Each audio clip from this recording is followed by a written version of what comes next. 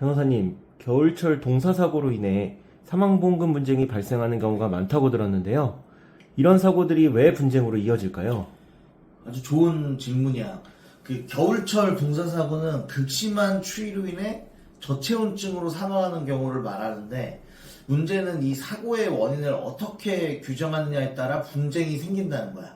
가장 흔한 이유는 기존 병력과의 연관성 때문인데, 피해자가 고혈압, 당뇨, 심혈관 질환 혹은 뇌혈관 질환 같은 만성 질환을 가지고 있었다면 보험사는 저체온증이 아니라 기존 질병이 사망 원인이라고 주장할 가능성이 커. 즉, 산해나 재해 사고가 아니라 질병 사고로 분류하려는 거지.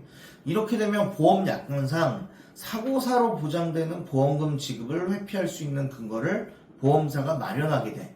유족 입장에서는 이런 주장에 반박할 명확한 증거를 준비해야 하는 상황이야. 그렇군요. 기존 병력과 동사사고가 연결된다는 주장이라니 분쟁이 복잡해질 것 같아요. 그럼 이런 분쟁에서 가장 중요한 쟁점은 무엇일까요?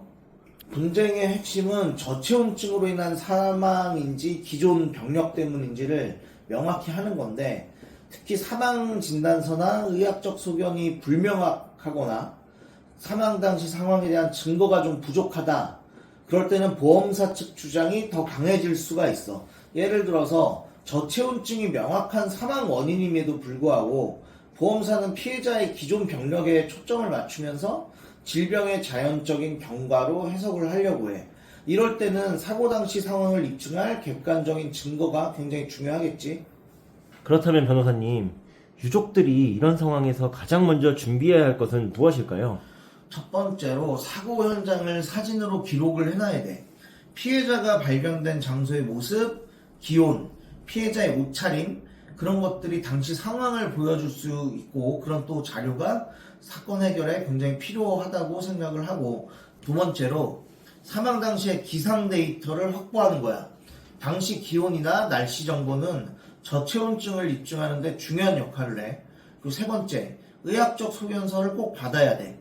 전문의가 작성한 소견서에 저체온증으로 인한 사망이라는 내용이 명확히 기재되어야 되고, 기존 병력과의 연관성이 배제되었다는 내용도 포함이 되어야 돼.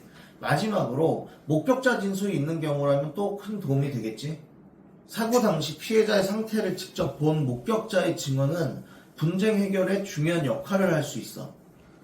그렇다면 유족들이 이런 증거를 제대로 준비하지 못했을 경우에 보험사 측의 주장에 어떻게 대응해야 할까요?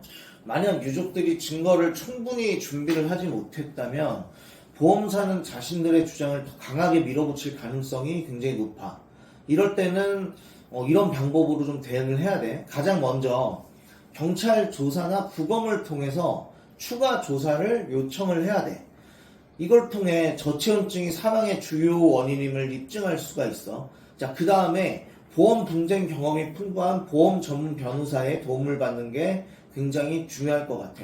전문가의 조력을 통해서 보험사의 주장을 효과적으로 반박할 수 있는 자료를 준비할 수 있어. 또한 보험 약관의 모호한 부분은 작성자 불이익의 원칙에 따라 가입자에게 유리하게 해석될 수 있어. 이런 점을 적극적으로 활용하는 것도 중요해. 실제로 이런 사례로 분쟁이 해결된 적이 있나요? 시청자분들께 도움이 될 것 같아요. 물론이지. 예를 들어 한 사건에서 피해자는 동사사고로 사망을 했는데 보험사는 기존에 알고 있던 고혈압, 심혈관 질환 같은 게 사망의 주된 원인이라고 주장을 했어. 그런데 사고 당시의 기온, 피해자 상태, 그리고 저체온증을 명확히 입증한 의학적 소견서를 제출을 했더니 결국에 보험사는 보험금을 지급을 했고, 자, 이 사례에서 가장 중요한 건 초기 대응이었어. 유족이 빠르게 증거를 확보하고 전문가와 상담했기 때문에 분쟁을 유리하게 풀 수 있었던 거지. 변호사님 조언을 들으니 유족들이 어떤 준비를 해야 할지 명확해지는 것 같아요. 마지막으로 시청자분들께 전하고 싶은 메시지가 있을까요? 동사사고는 우선 정말 안타까운 사건이고, 하지만 이런 상황에서도 포기하지 않고 권리를 주장하는 게 중요한데요.